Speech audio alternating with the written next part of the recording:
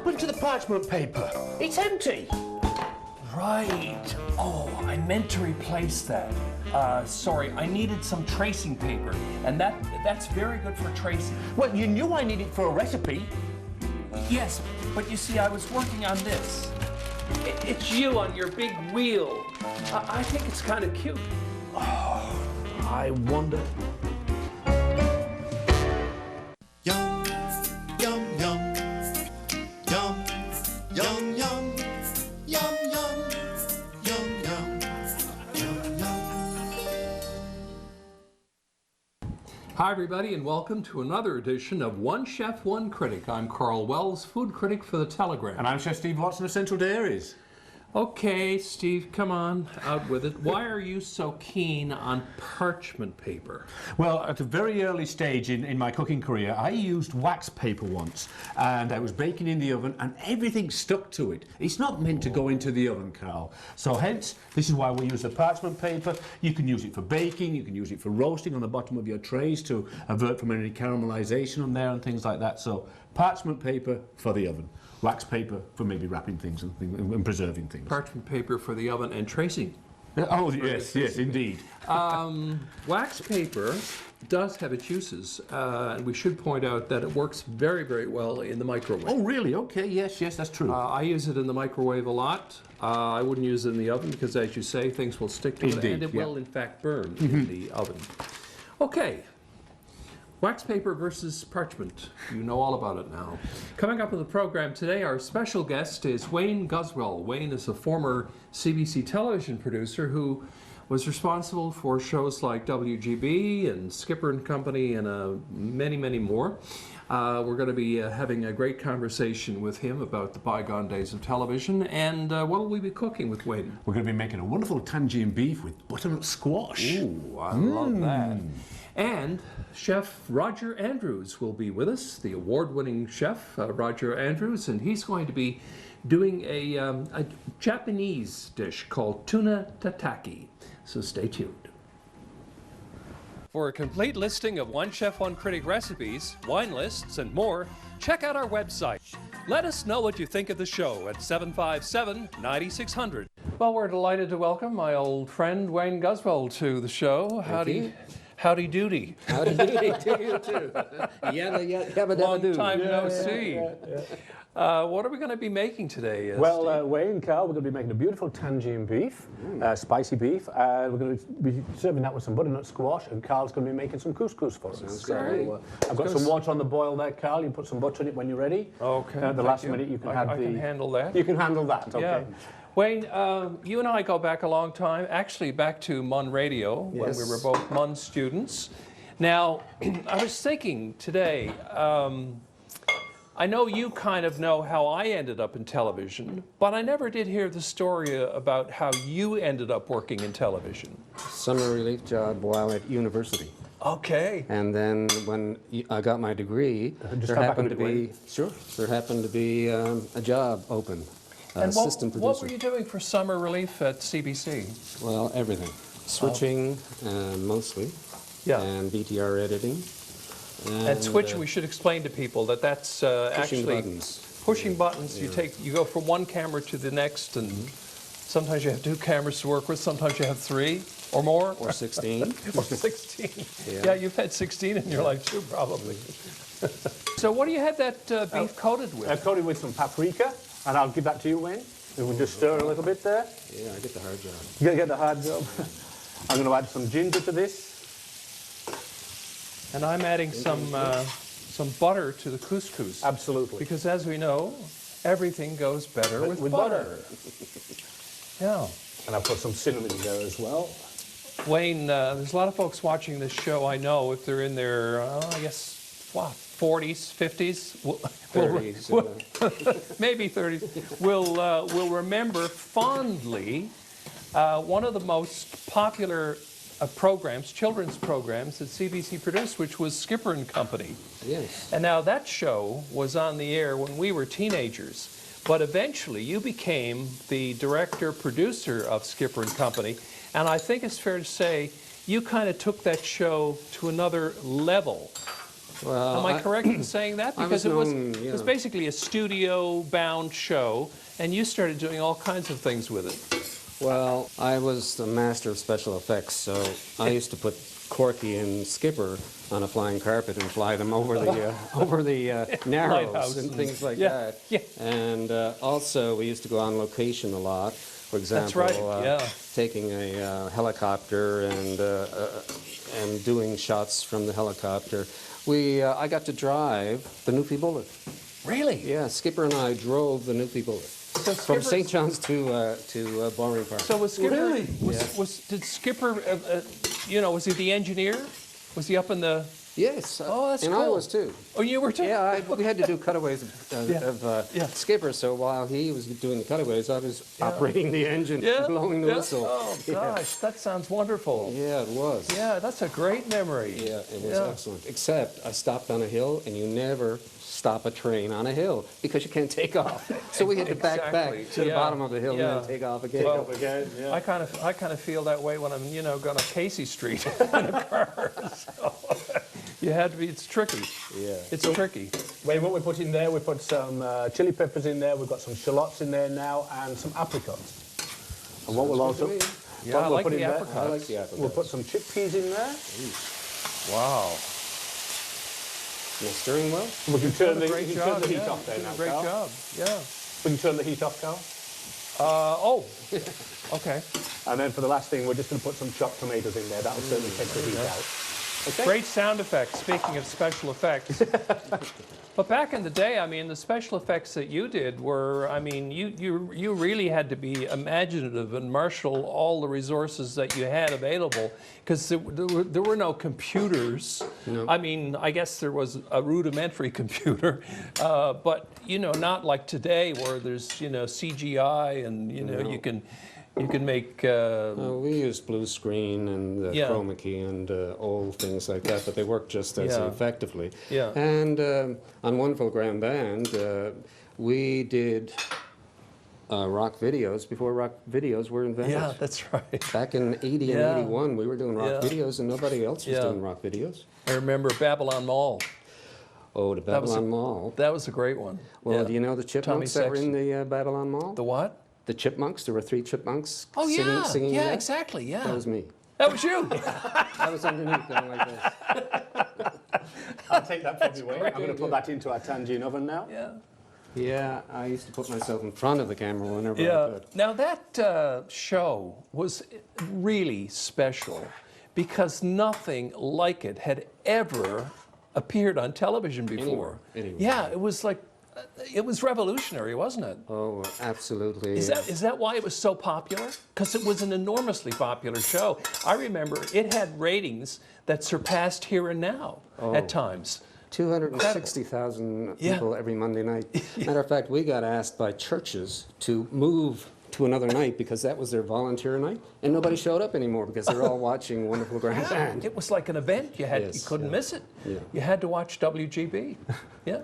So as you can see, Wayne and Karl, we've transferred this into our tangine oven.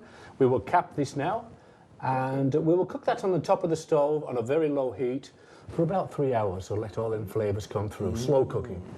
That There we sounds go. great. And for about 20 minutes beforehand, we will dice our squash up, our butternut squash, and we'll put that on the top as well. So Yeah. all our Now, flavours I don't will know come whether I did this couscous properly because there was boiling water. Yeah. I put the couscous in with some butter. through. Yep. I turned it down and put the lid on. You can turn it off now. You can turn Okay. it off. So that's pretty much it because couscous cooks really quickly, right? Really quickly, indeed. Okay. Can we just have a quick look? You can. Oh, yeah, if you want. perfect. Okay. That's good. Oh, that's perfect. job. Yeah, you're couscous. perfect. You did a great job. Okay, Great that's job. great. What are some of the other shows that you worked on? Because I know you were involved in a lot of award-winning productions. There was one in particular where you won the award for the best television program produced in Canada, all of Canada, one year. Yeah, that was a documentary, a drama documentary about the life of Sir Humphrey Gilbert. And we beat out some very big shows with like multi-million-dollar budgets, and we did that show on $185,000, traveling throughout Europe and various other places. Yeah, I remember, and there was the costuming because the dramatic sequences were it was period stuff because it was Flo Patterson playing Queen Elizabeth the First, John Moyes playing Sir Humphrey Gilbert. And you had the ship and the interior of the ship. You had Jerry Squires on there. Yeah, that's artist, right. Jerry Squires played a deckhand or something. The captain, yeah. Oh, the captain Of another ship, Yeah. Yeah. Yeah. But yeah, I worked on Up at Hours, Yarns from Pigeon Inlet, Land and Sea, Here and Now with you. Yeah. And Reach for the Top with you. Of course, on that. that was, there were some, when I think back on it, you know, it's kind of sad because we don't have any of these local programs anymore. No. We're reduced kind of to, news programs and then what's offered by, obviously, Rogers Community Television, which is doing a fabulous job. But back in the day, I mean, I remember when I walked into CBC, and it was much the same for you. I felt like I was at NBC. I was like Hollywood. I did 160 shows a year. 160 shows a year from all genres. One other show was Step to Stardom. That was American Idol 30 years in advance. That's right. 30 years in advance. And two of the people who won that show went on to become major stars. Who were they? Just quickly. Gerard McIsaac. Oh, the dancer. He went on to become lead dancer in Broadway hit of Cats. Yeah, I saw him in Cats, And the other winner was Marina Piccinini, who's now considered one of the top 2 flautists in the world. Oh, amazing. That's great. Listen, we're going to talk some more, but I got to go to the wine cellar first. You do that. Some wine. Good. Yeah. Nice red. Yeah. Now, Wayne, I've got one in the oven. If you just want to step back. All ready now? Wow. And there we go, look. Ooh, a beautiful tangine beef with our butternut squash. Wow. That looks beautiful. It smells good. Always nice to see Jennifer Murray of P&S Wines on the program. Welcome, Jennifer. Thank you, Karl. It's always a pleasure. Well, we have an exotic kind of dish today. It's an African dish. It's a tagine, a beef, and it's got lots of spices, of course, but also some apricots. And I suspect that when we take it out of the tagine, those flavors will have developed beautifully. So we really want a nice wine to complement this dish. Absolutely. This dish has so many different things going on. So it has tomato, so it has also vegetables and spices. So we need something that complements this dish really well. Some acidity and mainly some fruit in the wines. So the first option I have for you is Riesling. As you know, Rieslings are very versatile. And this is a beautiful Riesling from Canada, from Niagara. So it's semi-sweet. So it has a nice flavors, so it would go perfect with the spices. And that's about $18 a bottle? Yeah. Absolutely. And the second choice I have is Lagrein. It's a great variety from Alto Adige. It's quite fruity, but also has some spices. This grape variety is related to Shiraz. So because of that, it has the same similar profile characteristics of spices, peppery notes. Little peppery, yeah. Yes, so it's a great option as well for you. Certainly. $25. Yes.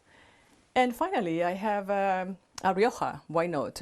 From one of the best producers in Rioja, Lopez de Heredia, Viña Cubillo, and it's been aged in American oak, so it has a beautiful coconut spices, bacon spices, so and lots of fruits, so a great option as well for your dish.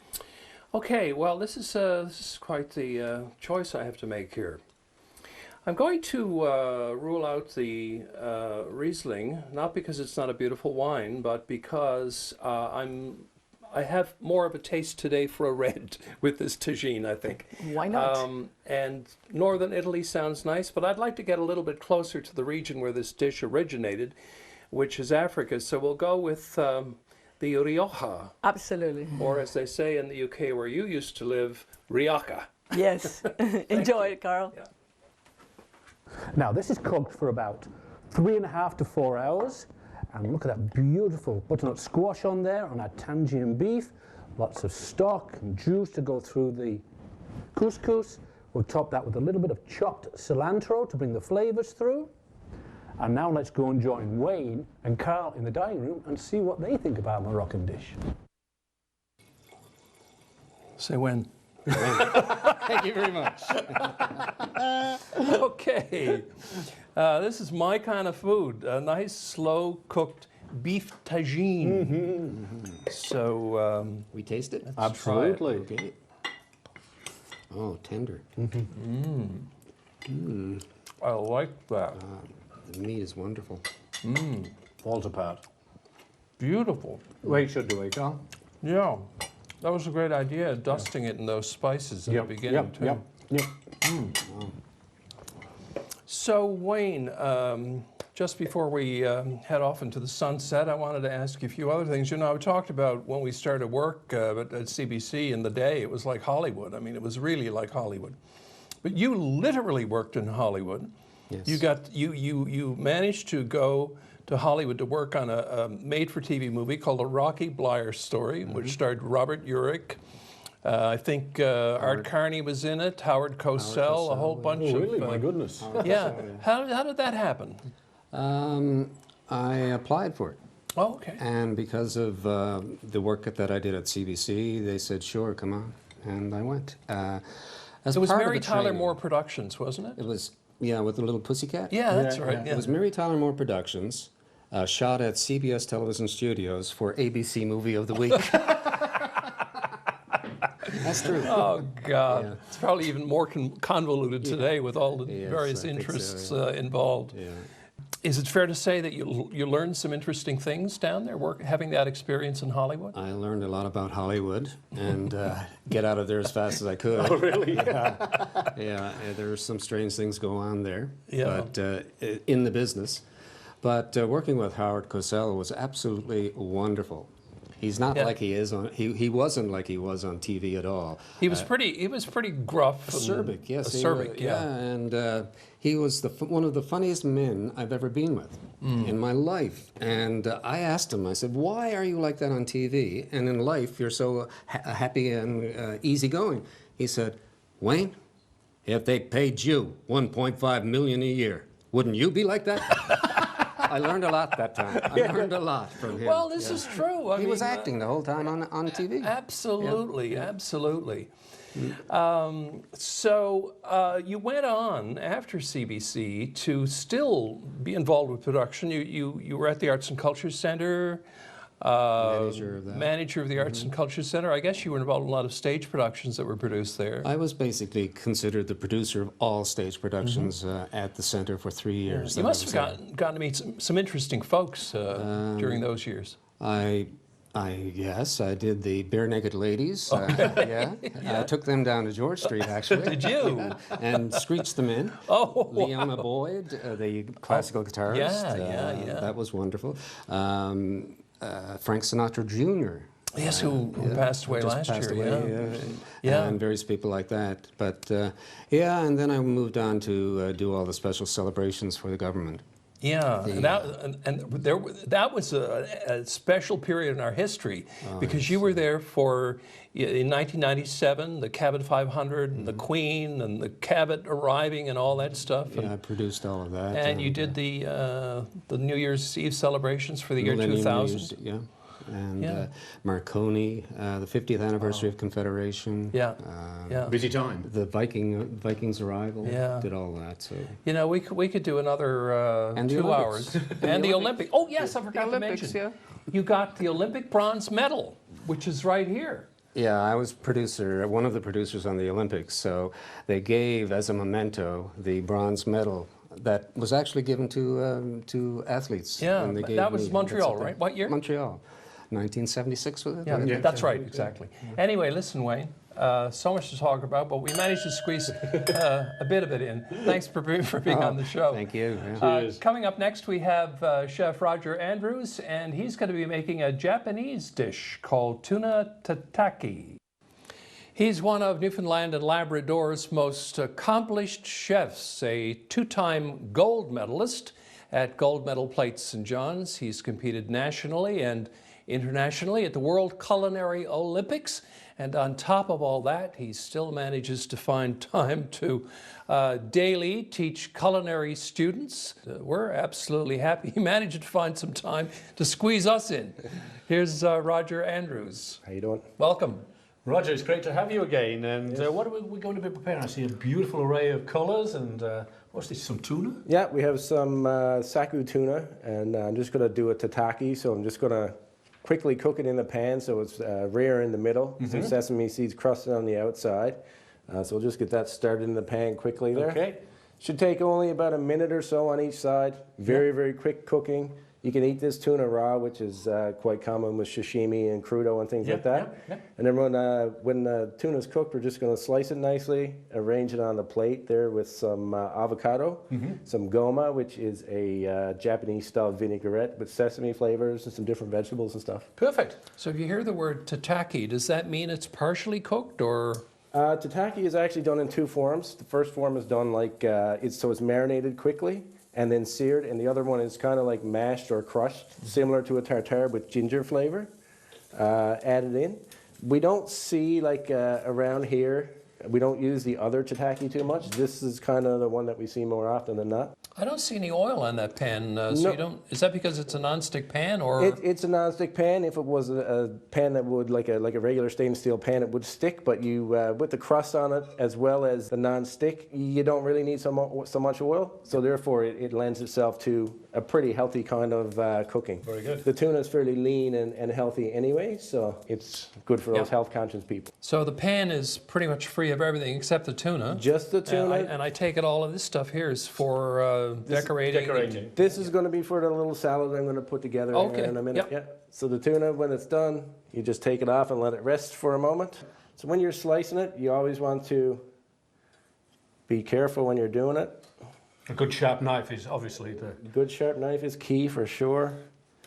So It's you'll beautiful. see. It's nice and rare in the centre and just lightly seared on the outside, correct? Correct. You don't want to overcook this tuna too much, or you're going to lose all of its like metallic qualities and stuff like that that it has. So then when you want to plate it up there, so we can just freelance and kind of Okay. go all over the place here. It's Go kind wild with of it. it's kind of like the style of the day, I guess, like flatter style plating. And then we can take we just have some sriracha or some spicy tomatoes here that we can just put in around.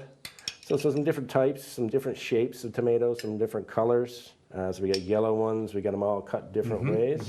And what is that marinated in, the tomatoes? That's marinated simply in a little bit of rice wine vinegar and some sriracha, which is a spicy chili sauce. Yep. Some jalapenos in there. We're going to move those in around all over the place. Then we have a little bit of goma and some avocado. So we just put interchangeably in through here. Don't matter if you get it on the other stuff. There we go. Some little bits of avocado. And you can add whatever flavor into the avocado as you want. I have a little quick vinaigrette made up here with just a little bit of wasabi. Some, Put a little bit of heat into there as a well. little bit of another heat, but it's a different kind of heat than the sriracha and the chilies. So just give that a little quick drizzle around the plate. And because we have sesame seeds in the dish, a little sprinkle around, some extra ones. And then we get a few crispy noodles for a crunch component. And you can put those kind of in everywhere. Kind of the style that you have nowadays with plating, you kind of put things, you leave almost like a void on the plate. Yeah, there's a big space there. I was wondering, when's he going to work his way over Yeah, here? what's going to happen over here? Yeah, no, it's kind of like the trendy kind of modern thing to do now. Yeah. First when I started cooking, you wanted the food this high with sticks and stuff going everywhere. It is kind of, it was eye-catching, Yeah. there's no doubt about it. Now you're looking at flatness. Can we have some? Go ahead. Go ahead. Absolutely. Don't be shy. Yeah. Nice. Very nice. Thank you. Excellent. Tuna tataki. Tuna tataki. Thank you very By much. Roger Andrews. Oh, you're welcome. Chef Roger Andrews. And that's it for this edition of One Chef. One Critic. Oh, we'll keep you one, Roger. What can we have with this wine? Delicious. I Or love with, what can we have with this wine? More wine. We can have more wine with this wine. That's a good one.